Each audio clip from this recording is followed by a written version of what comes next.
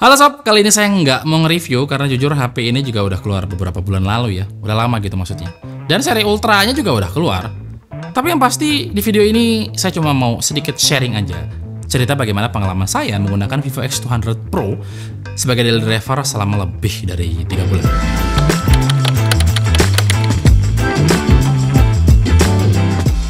Kalau harus menceritakan dalam satu kata, saya akan milih diksi klimaks. Karena memang itu yang saya rasain selama pakai HP ini. Kenapa saya bilang klimaks? Ya karena hampir semua bagian di HP ini tuh menurut saya kayak nggak ada celah aja gitu. Selain desainnya yang bagus, build quality-nya juga terasa mahal dengan pemilihan frame metal dan finishing itu brush metal gitu ya, bagian frame-nya gitu. Yang nggak ngasih kesan murah kayak finishing glossy gitu. Terus modul kameranya yang bulat gede di tengah itu kerasa agak intimidatif gitu. Tapi bikin si HP kelihatan kayak sebuah kamera pocket gitu, berarti deh, ya kan? Yoi. Dan percaya atau enggak, setiap saya bawa HP ini buat nongkrong sama teman-teman, bisa dipastikan mereka akan bertanya, HP apaan tuh? HP apaan tuh? HP apaan tuh? Apaan tuh? Mereka pasti bertanya begitu. Karena memang seintimidatif itu bentuknya gitu. Ini juga yang bikin pakai HP ini tuh kerasa kayak naikin tingkat kepercayaan diri dan kesombongan gitu. Intinya mah buat desain nggak malu-maluin lah. iPhone apa itu? Bosan. Untuk layar sejauh ini nyaman-nyaman aja. Dia memang nggak punya refresh rate yang sangat tinggi kayak HP gaming ya. Tapi layar di HP ini bisa saya pastikan adalah salah satu yang terbaik yang pernah Vivo buat. Layarnya tajam, warnanya enak dilihat, responsivitas juga bagus, brightness-nya tinggi, enak buat dipakai kondisi terang atau outdoor. Ya pokoknya enak lah, nggak ada komplain lah buat saya tuh. Satu hal yang paling saya suka dan saya sangat apresiasi terhadap Vivo adalah Vivo tidak memilih menggunakan layar curve di HP ini. Karena jujur saya selalu deg-degan kalau pakai HP dengan layar melengkung di samping.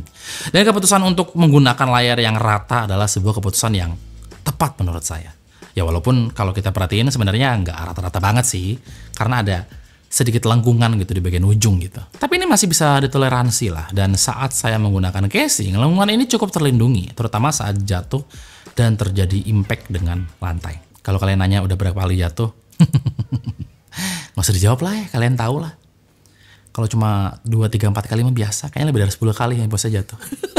Oh iya, satu keluhan yang saya rasakan selama pakai Vivo X200 Pro ini adalah sulitnya mencari casing untuk HP ini coy. Dimana kalau kita searching di e-commerce, baik itu di Shopee atau di Tokopedia gitu, kita hanya akan menemukan beberapa casing aja. Untungnya, pilihan casingnya sedikit itu cukup terobati dengan desain dan kualitas casing yang menurut saya bagus loh. Ya walaupun agak mahal harganya gitu. Untuk performa, HP ini juga sudah lebih dari cukup menurut saya. Dia pakai Dimensity 9400, yang mana notabene-nya SoC ini tuh ngebut sebenarnya. Karena waktu presentasi launching, pihak Vivo itu ngeklaim kalau SoC ini bisa tembus di angka 3 juta untuk Antutu benchmark.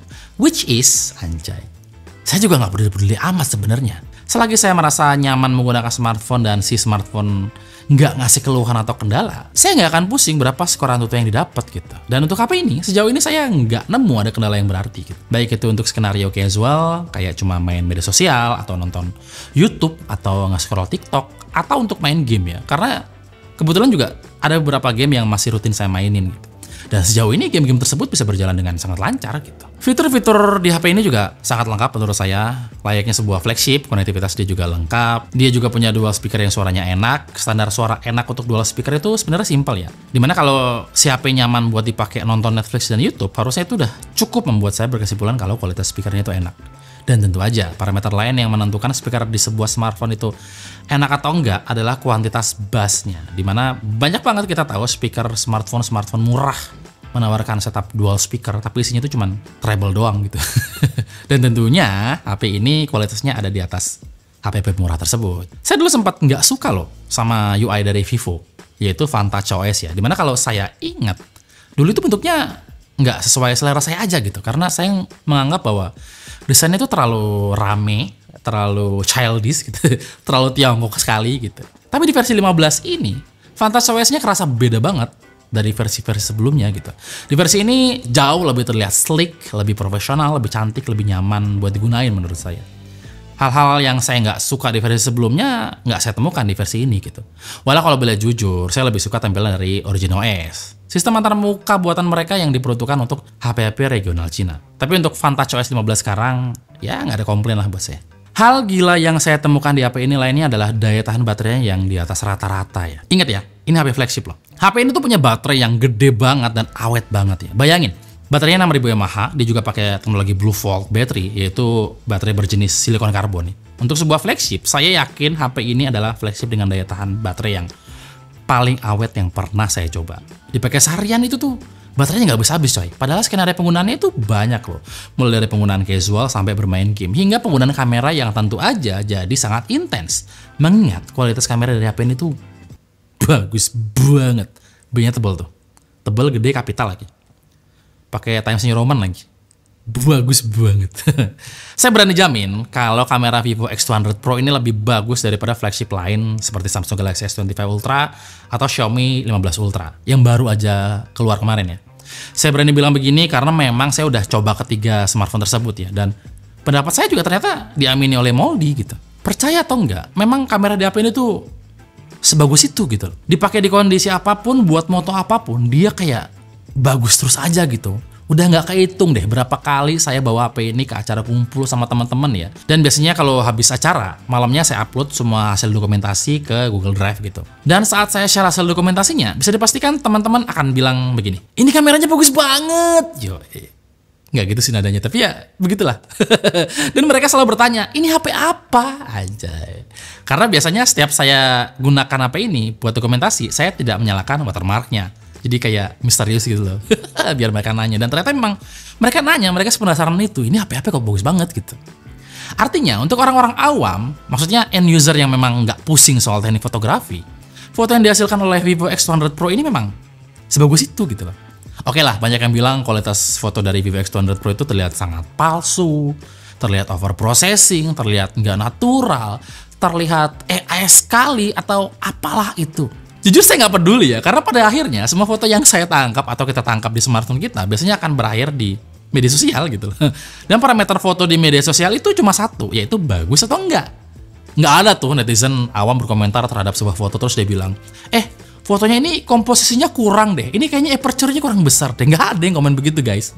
Karena mereka juga nggak peduli-peduli amat gitu. Sekali lagi, parameter mereka cuma satu, yaitu bagus atau enggak. Itu doang. Logo Zeiss di kamera HP ini itu nggak sekedar gimmick doang ya, karena beneran ngasih warna yang berbeda dari HP-HP lain. Salah satu kemampuan dari kamera ini yang pingin saya highlight adalah lensa 200 megapiksel Zeiss IPO telephoto kamera. Yang mana ini kamera gila banget coy. Karena mau kita zoom berapa kali pun fotonya tetap tajam. Di sektor ini juga yang bikin HP ini susah banget dikalahin sama flagship lain kayak S25 Ultra atau Xiaomi 15 Ultra. Ada teknologi AI dari Vivo yang disematkan di kamera ini, di mana dia bisa membuat foto yang di zoom berat 100 kali terlihat tetap tajam. Dan AI tersebut mampu membuat foto yang ngeblur jadi tajam berkat teknologi generatif AI. Canggih banget emang ini, generatif AI. Gila. Nggak cuma kemampuan telefotonya aja yang dasar rata-rata ya, telefoto di HP ini juga dimanfaatkan dengan sangat baik untuk mengambil foto portrait. Vivo sendiri punya fitur bernama Zeiss Multifocal Portrait, di mana kita bisa ngambil foto portrait dengan pilihan focal length yang berbeda-beda, mulai dari 24 mm, 35 mm, 50 mm, dan 85 mm sampai 135 mm. Ini nggak akan ditemukan di flagship manapun loh. Selain memanfaatkan lensa tele untuk mengambil foto portrait, Vivo juga menurut saya jenius dengan memanfaatkan lensa tele beresolusi yang sangat tinggi ini untuk mengambil foto makro. Foto makro yang ditangkap menggunakan lensa tele ini juga sangat-sangat mind-blowing menurut saya.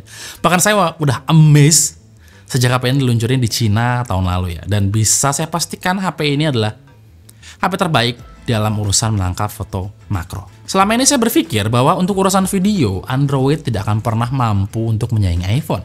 Karena sampai detik ini pun, saya tetap berpendapat bahwa kualitas perekaman video di iPhone ada di kelas yang berbeda. Tapi karena saya ini orangnya sangat sinematik sekali, maksudnya saya tuh suka banget bikin video-video bertema sinematik ala-ala film gitu. HP ini justru bikin saya jadi semakin berpikir, kualitas perekaman video di HP Android tuh sekarang bagus banget coy.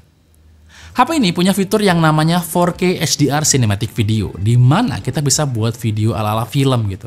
Jadi video yang kita tangkap itu ngasih efek depth bokeh seperti kita menggunakan kamera sinema. Bahkan kamera ini mampu merekam video dalam format log. Jadi buat yang suka ngedit-ngedit video setelah video diambil, seperti ngasih grading atau apalah gitu. HP ini sangat manjain banget. X200 Pro ini juga punya kemampuan merekam video dengan konfigurasi manual. Artinya kita bisa ngatur berapa shutter speed yang mau dipakai, berapa ISO yang mau di-set, dan lain-lain gitu. Pokoknya fleksibilitasnya itu dalam merekam video itu bagus banget menurut saya. Brand lain dengan flagship mereka mungkin bisa melakukan hal ini, tapi biasanya mereka membutuhkan aplikasi pihak ketiga untuk melakukannya. Sementara di HP ini sudah built-in di kamera bawaannya, dan ini sangat saya apresiasi sob. Gila sih, keren banget. Kayaknya saya udah berkali-kali nge-share hasil video dengan format log di Instagram kita deh. Coba dicek. Intinya selama 3 bulan menggunakan HP ini, tingkat kepuasan saya mencapai 98% lah. Dengan sisanya adalah kekecewaan saya terhadap sedikitnya pilihan casing yang bisa dibeli gitu. Saya jadi berpikir bagaimana kualitas dari HP-HP Vivo ke depannya. Kalau HP ini aja punya kualitas seperti ini gitu. Sampai ada obrolan dengan Moldy ya. Ini saya ceritanya lagi ngobrol sama Moldy gitu. Dimana saya bilang kualitas kamera dari HP-HP flagship sekarang itu jelek-jelek gitu. Saya komentar gitu ke Moldy itu. Tapi Moldy itu punya pendapat lain. Dia bilang bahwa kualitas HP flagship yang lain itu nggak jelek. Masalahnya adalah kualitas Vivo X200 Pro ini yang terlalu bagus gitu. Dan saya setuju dengan pendapat beliau. Pokoknya untuk Vivo, kalian tega. Kalian tega banget sama brand lain. I love Vivo X200 Pro.